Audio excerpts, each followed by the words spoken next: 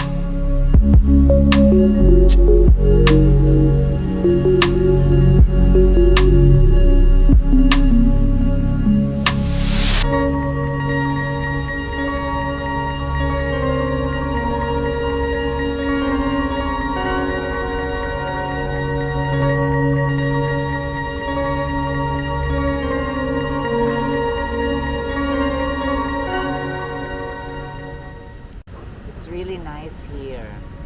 You can forget some of your problems. You want to chill, you want to relax, feel the breeze, get some fresh air in the middle of the city.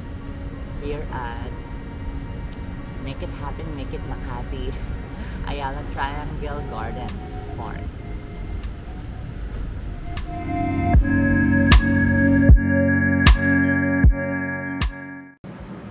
And just a few walk away is the newly opened building, which include the shop mall that has a supermarket and some restaurants, and also the soon to open Mandarin Hotel Manila. Again, thank you for watching this episode, and also don't forget to subscribe to my channel and check out my other videos here in my channel. See you again to my next vlog.